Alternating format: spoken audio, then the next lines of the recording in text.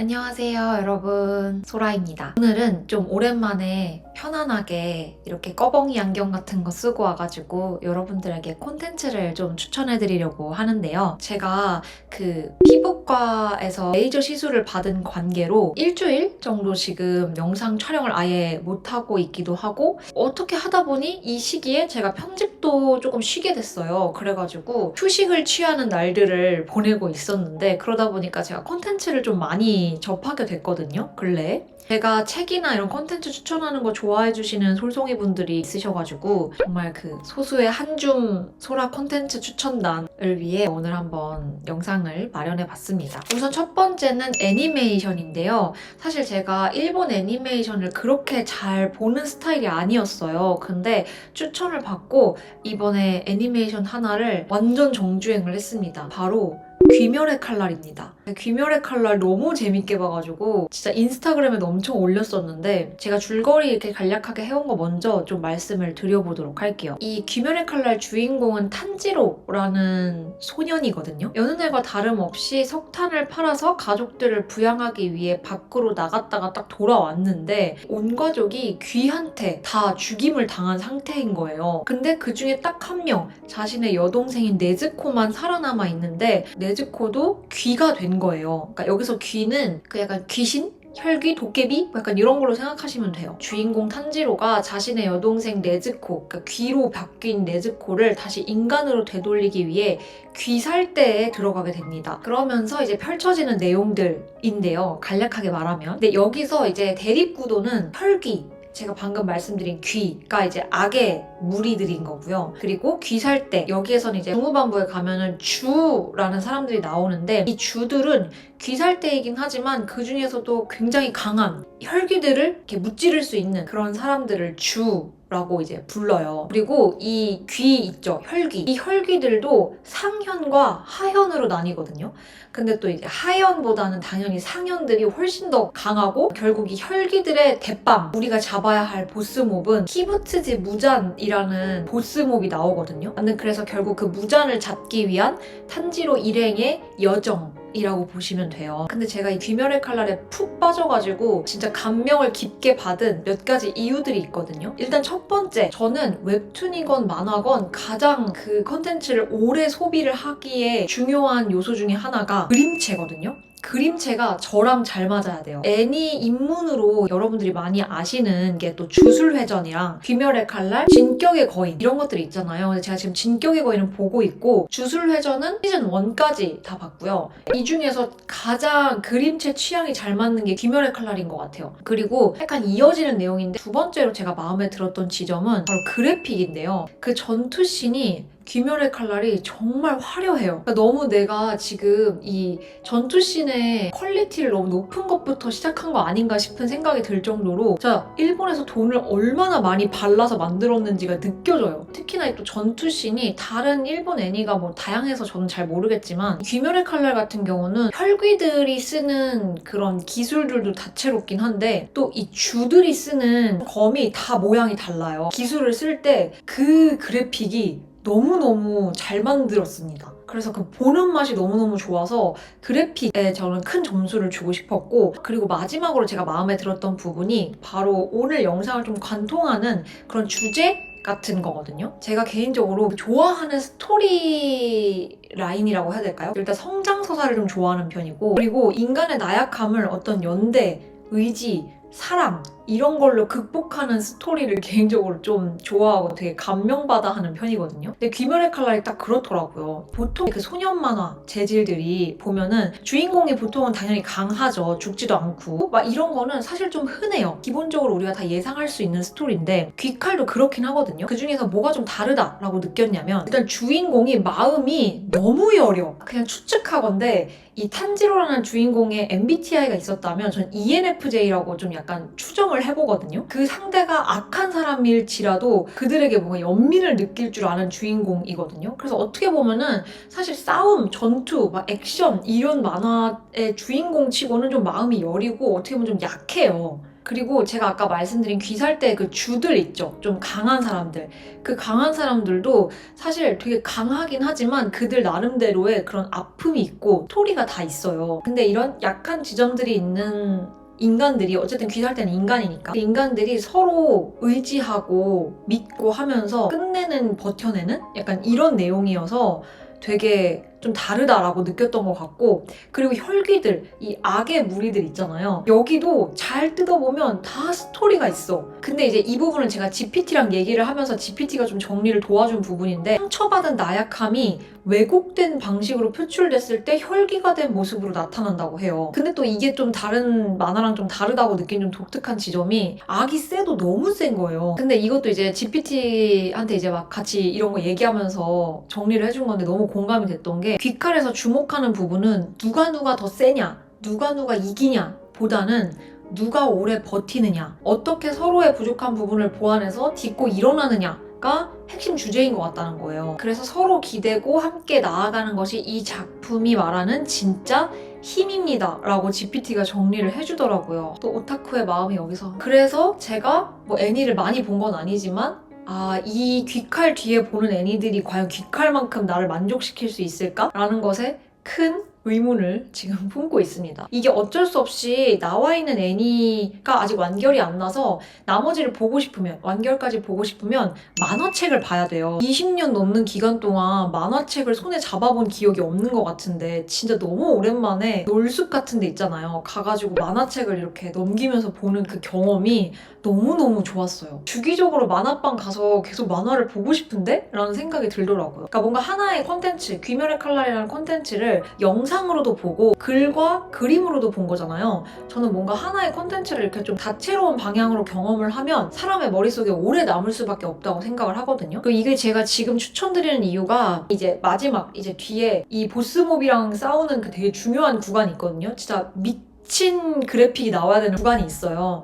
무한성편인데 그 무한성편이 아마 1, 2, 3편이 있을 텐데 1편이 8월 22일에 이것도 친구가 말해줬어요. 한국에서도 개봉을 합니다. 그래서 친구랑 바로 보러 가기로 했는데 그 전까지 여러분 정주행을 끝내시기 바랍니다. 저랑 같이 보러 가셔야죠. 8월에 극장에서 만나셔야죠. 근데 이제 그건 있어요. 얘가 19금이거든요. 근데 그게 뭐 야해서 이런 게 아니라 자꾸 목이 잘리고 피가 터져 나오고 뭐 이렇게 빠개지고 막 이런 굉장히 잔인한 애니지만 요소들이 있어서 혹시나 그런 거 좀 불쾌하시거나 못 보시는 분들은 가볍게 스루하시면 되겠습니다. 그 다음으로는 이제 여러분들이 또 좋아하시는 책 추천인데요. 책을 2권 가지고 왔어요. 근데 일단 첫 번째 책은 첫여름 완주라는 책입니다. 일단 이거 아시는 분들은 이미 다 아실 거라고 생각을 하는데, 배우 박정민님의 출판사인 무제에서 시각장애인 분들 위해서 오디오북을 먼저 출간하는 듣는 소설 시리즈를 시작을 하셨거든요. 그 첫 번째 소설이 바로 이 첫여름 완주입니다. 개인적으로 박정민 배우를 굉장히 좋아하기도 하는데, 제가 작년 12월에 아시는 분들은 다 아실 텐데 지인분이 하시는 향수 브랜드에서 시각장애인 분들을 위한 전시를 좀 작게나마 하고 싶다고 하셔서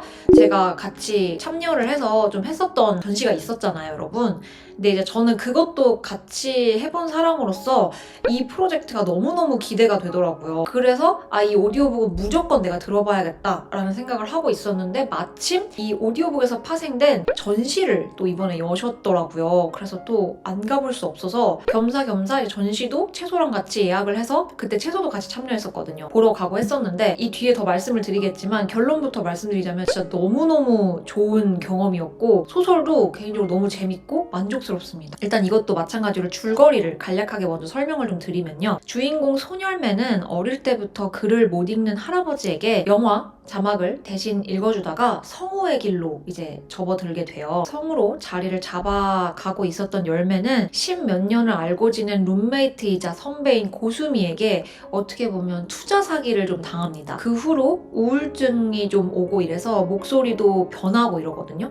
갑자기 이 열매의 삶에 큰 변화를 맞이하게 된 거죠. 그러다가 이제 문득 안 되겠다, 이 수미 언니를 찾아야겠다 라는 생각을 하고 이 고수미의 고향인 완주 마을로 향하게 됩니다. 이제 그러면서 이제 이 열매가 겪게 되는 이야기들, 이라고 이제 보시면 되거든요. 제가 좋았던 점을 또 정리를 해드리자면 첫 번째로는 방금 전에 이제 귀칼 마지막 부분에 어떤 콘텐츠를 다양한 경로로 접할수록 기억에 오래 남는다고 했잖아요. 근데 이 첫여름 완주는 일단 시작부터 좀 독특하잖아요. 원래는 책이 먼저 나오고 그 다음에 이북이나 이제 오디오북이 나오게 되는데 오디오북을 먼저 이제 염두에 두고 나온 소설이기 때문에 저는 이제 이 두 개를 다 접했을 때 조금 처음에는 사실 걱정했던 게 책이 원작이고 이 이후에 2차 생산되는 컨텐츠들을 봤었을 때 이 원작인 책, 글을 이기기는 쉽지 않다는 생각을 제가 옛날부터 되게 많이 했거든요. 근데 그 이유는 글은 상상할 수 있잖아요. 이 오감으로 만족시키는 모든 감각들을 다 상상을 할 수가 있기 때문에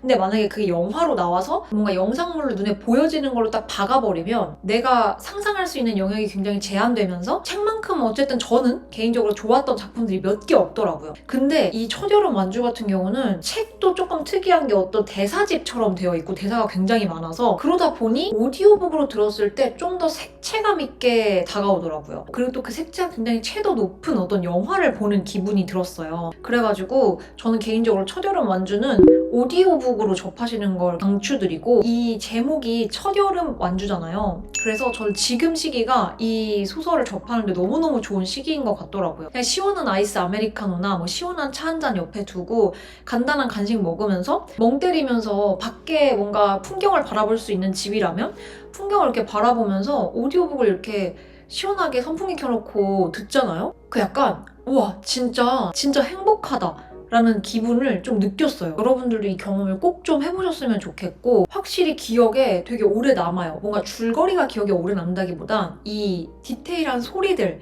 감각들 그거에 대한 내 감상이 오래 남아요. 전시회 구성도 되게 좋았던 게 암전된 상태에서 이 오디오북을 한 10분 좀 넘게 재생을 해주세요. 그래서 진짜 깜깜한 상황에서 그 소리와 대사에 집중하게 되거든요. 저는 그 경험을 전시에서 만들어주신 게 되게 좋은 파트라고 생각을 했어요. 가장 좋은 파트라고. 만약에 시각장애인 분들이 이 소설을 접할 때 이런 감각으로 이런 느낌으로 접하셨겠구나 뭔가 약간 간접적으로나 막 경험한 느낌? 그리고 마지막으로는 이제 귀칼의 마지막 메시지와 이 첫여름 완주의 메시지가 살짝 일맥상통하는 부분도 있다. 첫여름 완주에서 주인공 소녀매도 그렇고 이제 완주마을 사람들이 등장인물로 좀 나와요. 그들도 그들 나름의 아픔이나 상처? 그런 이야기들이 좀 있거든요. 근데 그들이 그렇게 좌절해 있기만 한 게 아니라 원래 삶이 그러하니 그럼에도 불구하고 이 사람들 사이에 그런 아주 소소한 티키타카 대화들 이런 걸로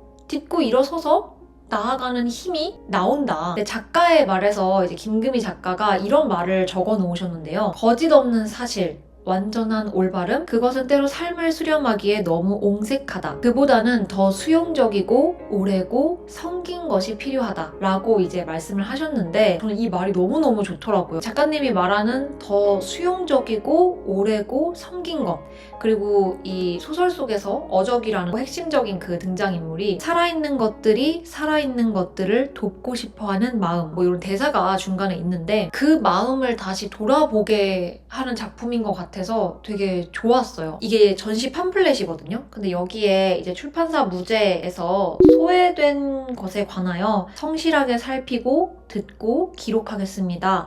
라고 이제 적어 놓으셨는데 그 마음도 그리고 프로젝트들도 다 너무너무 응원하고 싶어지는 마음이 들게 한 작품이었습니다. 이제 마지막인데요. 마지막 책은 바로 요 긴긴 밤이라는 책입니다. 근데 이거 사실 제 책장 공개 영상에서도 간략하게 언급드리면서 되게 추천드렸는데 감동이 심한 책이라고 오늘 추천하는 이 컨텐츠들에 또 관통하는 아예 주제의식을 갖고 있는 책이라서 조금 더 디테일하게 오늘 그냥 아예 설명을 드려야겠다 싶어가지고 요 긴긴 밤을 가지고 왔습니다. 일단은 이것도 줄거리 먼저 간략하게 설명을 좀 드릴게요. 이 긴긴 밤의 주인공은 코뿔소 노든인데요. 이 코뿔소 노든은 코끼리 고아원에서 자라면서 자신만 다른 외형을 가지고 있는 것을 천천히 알아갑니다. 그러면서 의문을 품게 되죠. 근데 코끼리들은 노든의 코나 귀에 크게 신경을 쓰지 않고요. 코뿔소 노든을 품고 또 키워냅니다. 하지만 노드는 이제 자신의 정체성을 늘 궁금해했고 결국 코끼리들에게서 독립하기로 결정을 하는데요. 근데 이제 코끼리 고아원에서만 큰 노든이 야생생활을 얼마나 잘하겠어요. 야생생활에 좀 미숙한데 그 부분을 이상하게 여기지 않고 특별한 코뿔소라고 말해주는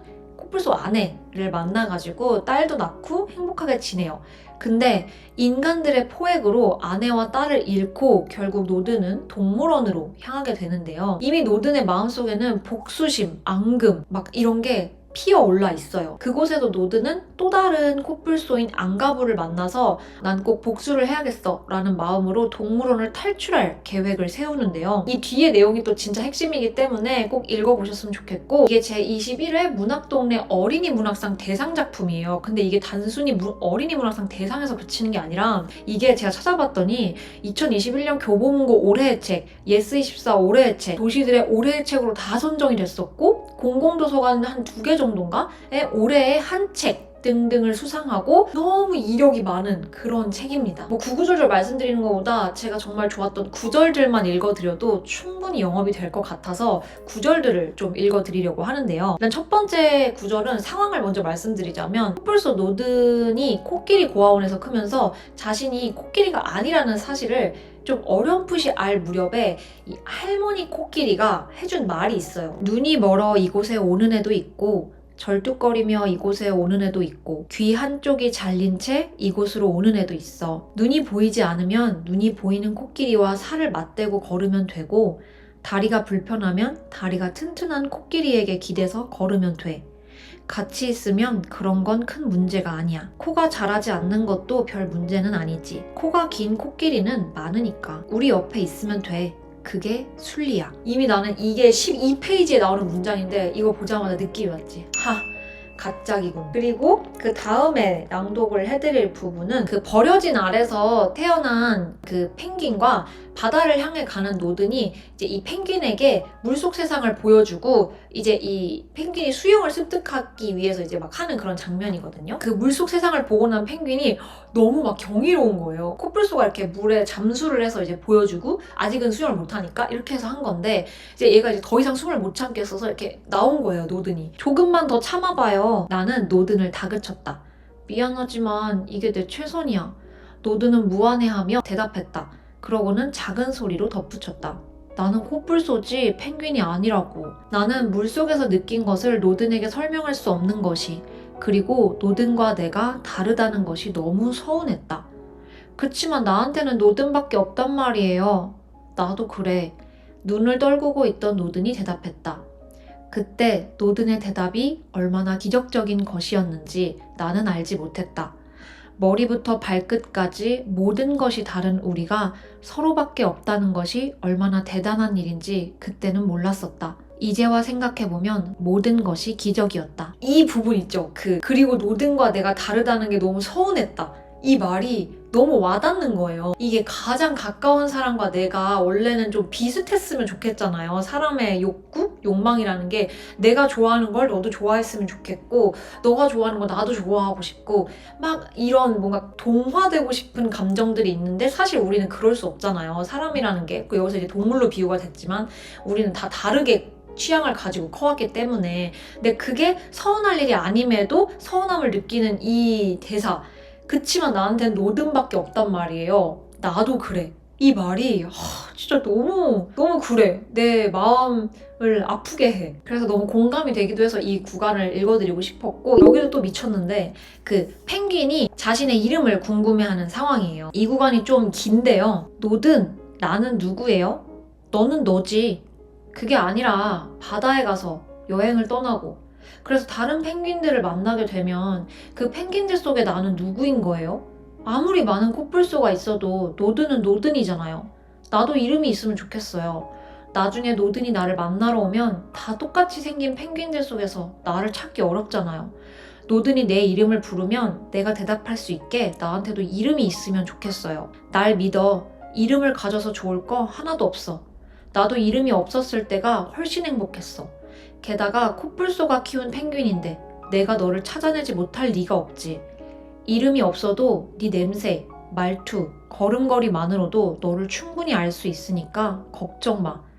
정말 내 냄새, 말투, 걸음걸이만으로도 나를 알아볼 수 있어요? 그렇다니까. 다른 펭귄들도 노든처럼 나를 알아봐 줄까요?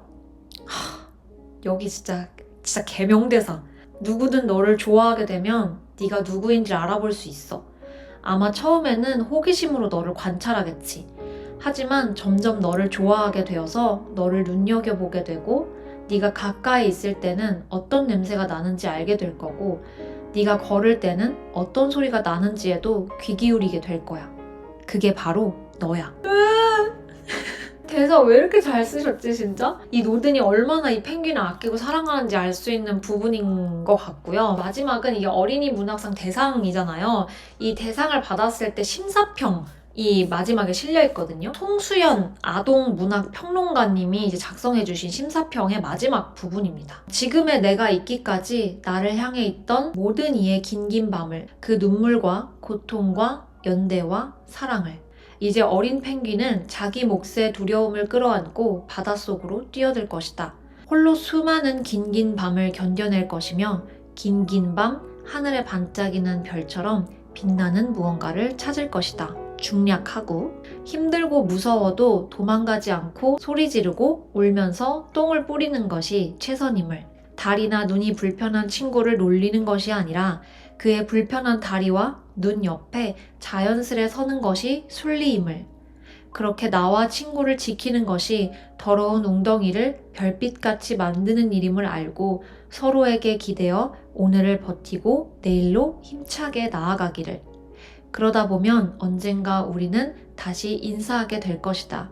코와 부리를 맞대고 눈과 눈으로 마음과 마음으로 영혼과 영혼으로 라고 말씀을 해주셨는데요. 오늘 제가 영상에서 이 모든 콘텐츠를 추천드리는 게 다 이 결과 동일하다고 보거든요. 저는 더 이상의 영업은 필요 없을 것 같고요. 여러분 이 읽기 어렵지도 않고 심지어 가짜긴 이 작품 안 읽어보신 분 없기를 바라며 넘어가도록 하겠습니다. 네, 이렇게 해서 오늘 제가 추천 영상으로 오랜만에 콘텐츠 추천 가지고 왔는데요. 정리를 해보자면요. 사실 나이가 먹을수록 뭔가 저는 제가 더 성숙해지고 저의 모자란 부분을 제가 좀 더 알고 그걸 보완하고 되게 나아가는 인물이 되는 그런 되게 멋진 인물이 될 거라고 생각을 했거든요.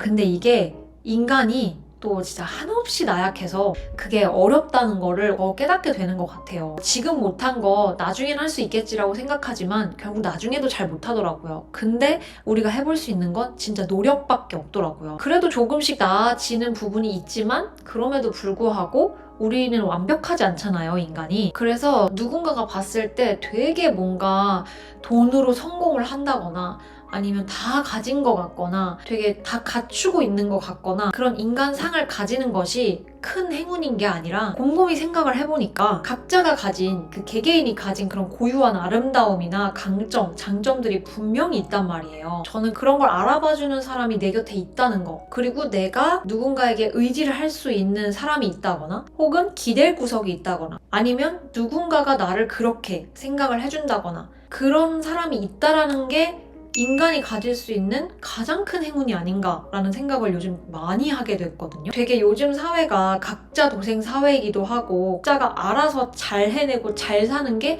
되게 갓생이고 멋있고 약간 이런 삶을 이렇게 표방한다 해야 되나? 그러니까 보여지는 그런 사회인데 그런 사회 속에서 사실 우리가 진짜 잊으면 안 되는 게 뭔지 오늘 제가 소개해드린 작품이 다 보여준다고 저는 생각을 합니다. 그래서 여러분 잊지 말아야 할 것을 여러분이 어떤 목표를 향해 가고 열심히 살고 하는 거 당연히 너무너무 중요하고 좋지만 오늘 제가 소개해드린 작품들 중간중간 한번 접하고 읽어보시고 또 보면서 나 까딱하면 제일 중요한 거 놓칠 뻔했네? 라는 그런 느낌을 받으신다면 혹은 이게 진짜 중요한 거였지 라는 걸 한 번 더 느끼실 수 있다면 저는 저의 소임은 이번 영상으로 만족스럽게 해낸 것이라고 생각을 할 수 있을 것 같습니다. 오늘 소개해드린 콘텐츠들 보시고 또 여러분의 후기도 궁금하니까 댓글로 남겨주셔도 되고 저한테 개인적으로 남기기는 좀 쑥스러우니까 DM으로 보내고 싶어요 하시는 분들 DM으로 보내셔도 되고 저도 후기 진짜 궁금하거든요. 꼭 좀 보내주세요. 그럼 오늘도 영상 끝까지 함께 해주셔서 너무너무 감사드리고